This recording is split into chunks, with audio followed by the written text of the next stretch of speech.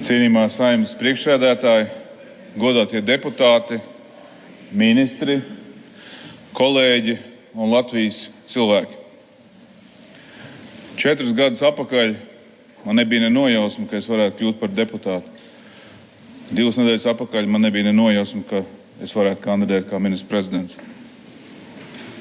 Bet vispirms vēlos teikt paldies valsts prezidentam, uzticot man kandidēt Latvijas Republikas ministra prezidenta amatam. Paldies Saeimai par iespēju šodien šeit atrasties, bet lielākais paldies Latvijas tautai, kas man ievēlēja. Un paldies kolēģiem par man uzticēto godu kandidēt ministra prezidenta amatā. Kolēģi, jūsu atbalsts un iesaiste rezultātā ir paveikts milzīgs darbs. 2 nedēļu laikā ir atrisināta politiskā krīze. Un esmu lepns, ka valstī grūtā brīdī esam spējuši vienoties un rast kopsaucēju arī jūtīgajos jautājumos. Šīs valdības veidošanas process Latvijas politikā ir nerasturīgi ātrs. 10 dienas no nominācijas jau mums ir strādāt spējīga valdība. Un šodienas apstākļi pieprasa tieši šādu pieeju. Ātrums, skaidrs un atbildīgs lēmums. Latvijas sabiedrība pieprasa citu ātrumu. Gumijas stiepšana, vilcināšanās sabiedrība nesaprast. Un Latvijai vajadzīga efektīva, profesionāla un atbildīga valdība. Reāli darīt griboša un lēmumus pieņemt spējīga valdība. Un valdības pienākums ir rūpēties par Latvijas drošību. Visplašākā tās nozīmē par valsts ārējo drošību, ekonomisko drošību, enerģētisko drošību un arī par cilvēku drošības sajūtu savā valstī. Ātrums un atbildība. Gribu, lai šī valdība asociētos tieši ar šiem vārdiem. Mēs esam vienojušies par valdības deklarāciju, kurā galvenās lietas ir drošība, budžeta stabilizēšana, drošas vēlēšanas un cīņa ar karteļiem un korupciju. Tā jābūt ir rīcības koalīcijai. Un gribu paskaidrot katru no šiem punktiem, kāpēc tie ir mūsu valdības galvenās prioritātes un galvenais fokus. Jo ekonomika iet roku rokā ar drošību. Bez drošības nebūs ekonomika, un bez ekonomikas nebūs drošība. Un Ukraina tam ir ļoti labs piemērs. Valsts, kura pilnīgā kara apstākļos ir spējīga ražot, inovēt un eksportēt. Ir vērts no viņiem pamācīties. Un mēs nevaram turpināt iepriekšējo valdību uzņemto kursu ar konstantu dzīvošanu uz parādu. 7 gadi un ieplānotie 4 gadi ir ar pilnīgu budžetu deficītu. Pat maksimāli. Tā nav laba finanšu pārvaldība. Jābūt atklātiem, ko tas nozīmē. Sabiedrībai ir jāsaprot, ka matemātika ir neapskaužama. Šādi turpinot, ir tikai 2 varianti. Vai nu celt nodokļus, vai pelnīt vairāk. Bet neko nedarīt nav izeja no šīs situācijas. Un sūri nopelnītā nauda ir jāizmanto daudz gudrāk. Gudri jāizmanto. Izšķērdībai jāpieliek punkts. Piemēram, nepamatots naudas balvas. Mēs labi zinām decembra mēneša fenomenu. Liekie komandējumi, iepirkumi. Tēriņi ļoti daudz, kur ir aizgājuši pāri normām. Tie nav atbilstoši mūsu spējām pelnīt un mūsu spējām samaksāt nodokļus. Jā, es arī nebaidos uzņemties atbildību. Tāpēc tādus jautājumus, kas iepriekš bijuši bezatbildības karstie kartupeļi, vēlos ņemt savā tiešā uzraudzībā. Rail Baltica jautājums, Air Baltica jautājums un vēlēšana noris.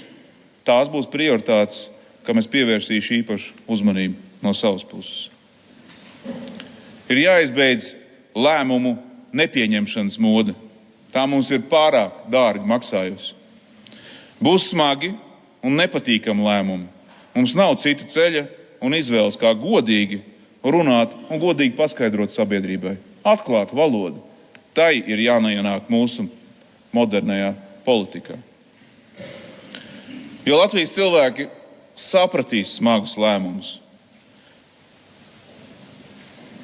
Taču Latvijas cilvēki nepiedos izvairīšanos un miglas pūšanu.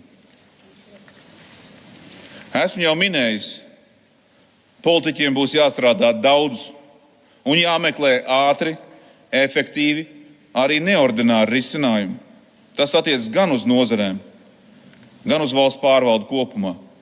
Strādāt un domāt pa vecam, kā pēdējos 20 gadus, mēs vairs nevaram atļauties. Drošība un ekonomikas izaicinājumi jārisina nekavējoties. Ir daudz ekstravagantu un neparastu ideju. Daudz ļoti skaistu plānu, stratēģijas. Tas mums tiešām netrūkst. Tas ir putekļus krāj ļoti daudzos plauktos. Bet, diemžēl, trūkst risinājumu. Risinājums ir kaut kas tāds, kas ir pabeigts, kas novest līdz galam, atrisinot konkrētu problēmu vai uzdevumu. Nevis procesa pēc, bet precīzi definēts rezultāts. Un no manis nedzirdēsiet skaļus deklaratīvus solījumus, bet skaidru un atvērtu valodu. Es nesolīšu debesu mannā. Man nepārņems priekšvēlēšana laiks, jo es esmu realists. Mums jāsaprot mūsu iespējas un jāsalāgo mūsu iespējas ar. Ja mums nebūs risinājumu visām esošajām nākotnes problēmām, mums nebūs atbildes uz visiem jautājumiem, mēs nevarēsim izvērtēt pilnīgi visas prioritātes.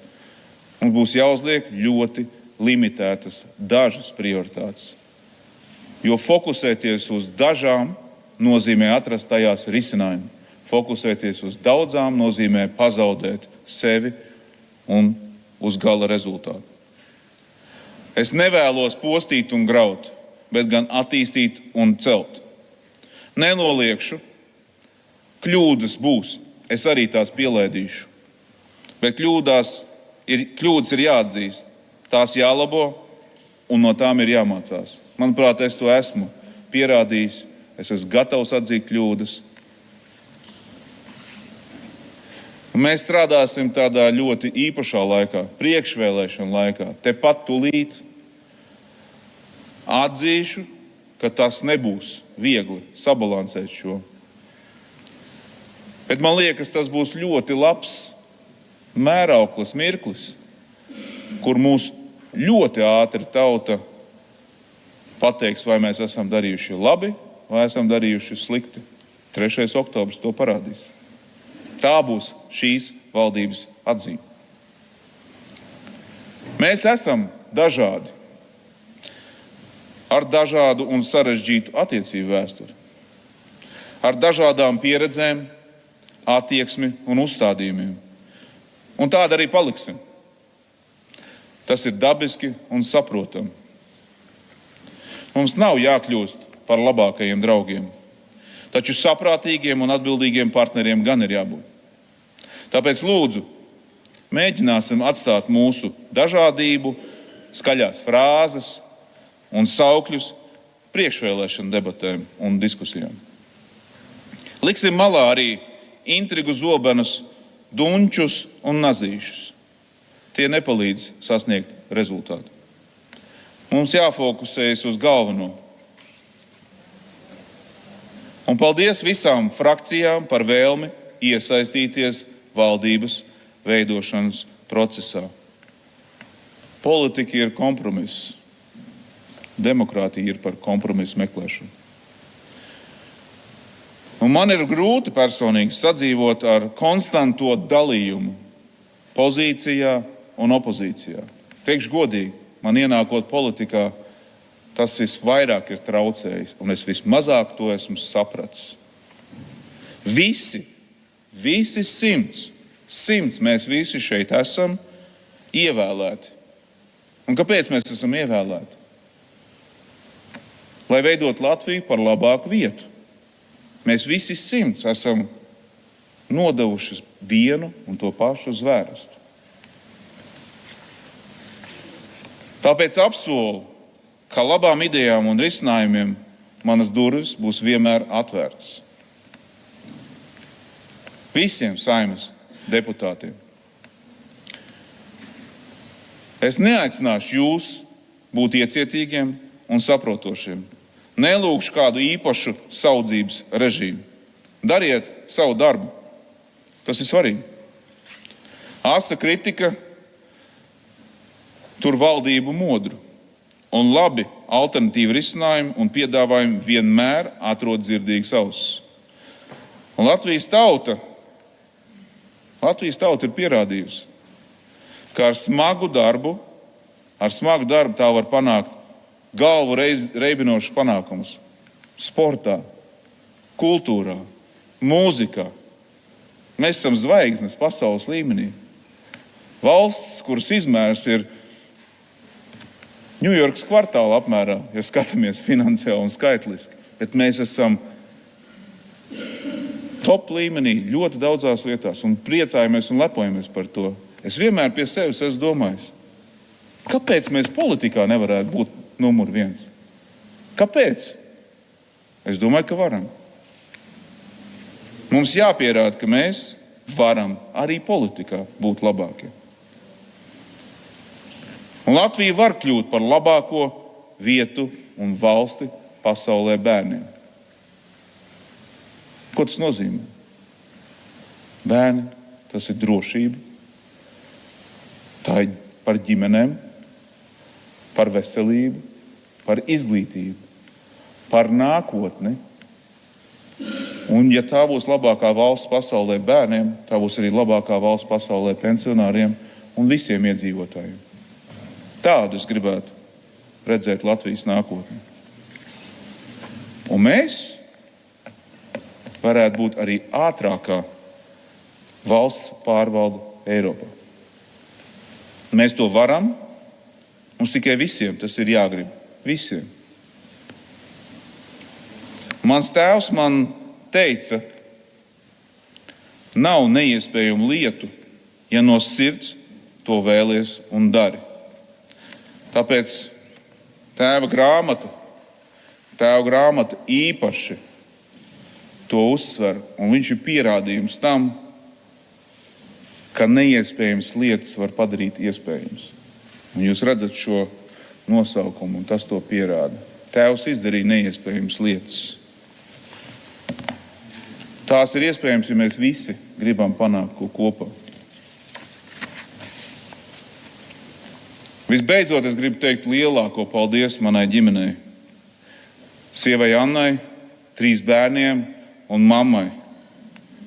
Ja viņi man nepalīdzētu, es šeit nestāvētu un es nevarētu uzņemties šo godu un atbildību kļūt par ministru prezidentu. Paldies jums visiem!